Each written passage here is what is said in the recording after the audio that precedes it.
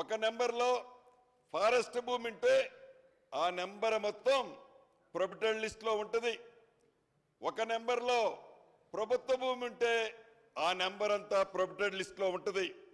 కానీ న్యాయంగా ఎవరైతే భూమి ఆసామి ఉన్నాడో ఆ భూమి ఆసామికి చట్టబద్ధంగా ఉన్న ఆస్తి ఏదైతే ఉందో తన పిల్ల పెళ్లి కోసమో తన కొడుకు చదువు కోసమో తనకి వైద్యం కోసమో ఒక్క కుంట భూమి అమ్ముకోవాలన్నా ఆ చట్టము పుణ్యమా అంటూ ఒక్క కుంట కూడా ఒక్క గజము కూడా అమ్ముకోలేని పరిస్థితి ఆ చట్టం వలన దాపురించిందన్నది అధ్యక్ష మీ వల్ల మీ ద్వారా ఈ సభ్యులకే కాదు ఈ తెలంగాణ రాష్ట్ర ప్రజలకు కూడా తెలియజేస్తున్నాను.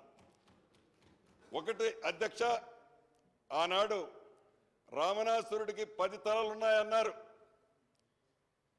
ఈ ధరణి చట్టం 3 తలలతో మొదలై అది వృద్ధి చెంది ఈనాడు 33 తలలతో అవతరించింది ఈ ధరణి అనే ఒక భూతం.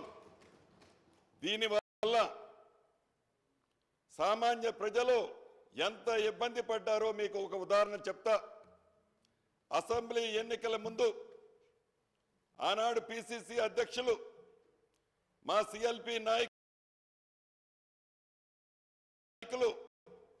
వారు పాదయాత్ర చేసేటప్పుడు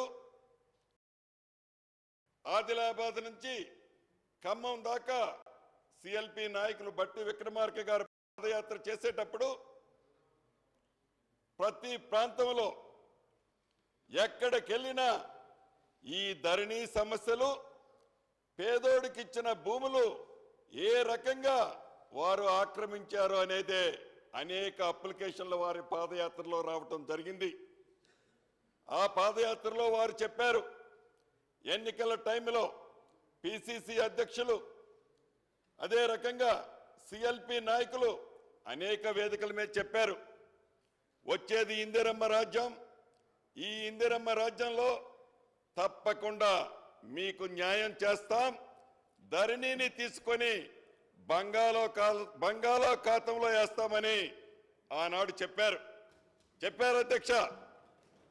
ప్రజలు పూర్తిగా విశ్వసించారు. ఇప్పుడున్న ప్రధాన ప్రతిపక్ష నాయకులు అనేక వేదికల్లో ఇదే సందర్భాన్ని వారట ధరణిని తీసుకొని బంగాళాఖాతంలో వేస్తారట, వారికి ఓటేస్తారా మాకు ఓటేస్తారా అంటే ప్రజలు ఏమి తీర్పిచ్చారో మీరు ప్రత్యక్షంగా తమరు చూశారు అధ్యక్ష. అంటే ఈ ధరణితో ఏ రకమైన ఇబ్బందులు పడ్డారో మనకు తెలియంది కాదు. నిజమధ్యక్ష, ఆనాడు ఇందిరమ్మ రాజ్యంలో దేశవ్యాప్తంగా 40 కోట్ల ఎకరాల భూమిని పేదవాళ్లకు పంచిన ప్రభుత్వం ఇందిరమ్మ ప్రభుత్వం. ఆనాడు ఉమ్మడి ఆంధ్రప్రదేశ్లో, ఇప్పుడు తెలంగాణ రాష్ట్రంలో అప్పటి ఇందిరమ్మ ప్రభుత్వం సుమారు 30 లక్షలు బడుగు బలహీన దళిత గిరిజన మైనారిటీ సోదరులకి, భూమి లేని వాళ్ళకి 30 లక్షల ఎకరాలు పెంచిన ప్రభుత్వం ఇందిరమ్మ ప్రభుత్వం అధ్యక్ష.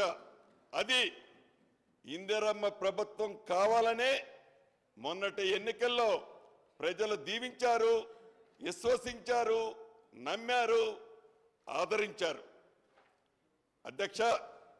ప్రధానంగా ఏదైతే ఈ ప్రభుత్వం వచ్చిన తర్వాత, మొట్టమొదటిగా నేను మంత్రిని అయిన తర్వాత ఏవైతే ఈ ధరణిలో ఉన్న సమస్యలు మా అధికారులతో కూర్చొని చర్చించినప్పుడు ఆనాడు ధరణిలో అప్రూవ్ చేసే అథారిటీ కలెక్టర్లకు ఉంది. ఒకసారి వారు అప్రూవ్ చేసిన తర్వాత ఆ ధరణిలో వారు ఏం అప్రూవ్ చేశారో వారికి డిస్ప్లే కాదు అధ్యక్ష.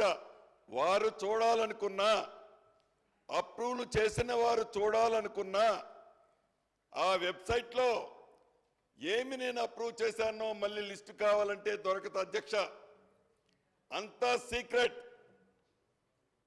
సుమారు ఈ ధరణి పుణ్యమా అంటూ 18 లక్షల ఎకరాలు పేదవాళ్ల భూములని పార్ట్ బిలో పెట్టి వాటిని పరిష్కరించకుండా ఆనాడు ప్రభుత్వం అంతే వదిలేసింది అధ్యక్ష. ఇక్కడ మీరు గమనించాల్సింది ఇంకొక విషయం ఉంది అధ్యక్ష. ఏదైతే ధరణిని ఏర్పాటు చేసేటప్పుడు సుమారు ఆ పేరుతో 100 రోజులు ఏ ట్రాన్సాక్షన్స్ జరగలేదు అధ్యక్ష. ఎప్పుడైనా ఏ చట్టము తేవాలన్నా ఏ కొత్త కార్యక్రమం చేపట్టాలన్నా ట్రయల్గా మోడల్గా ఏదో ఒక మండలంలోనో ఒక నియోజకవర్గంలోనో శాంపుల్గా పెడతారు అధ్యక్ష.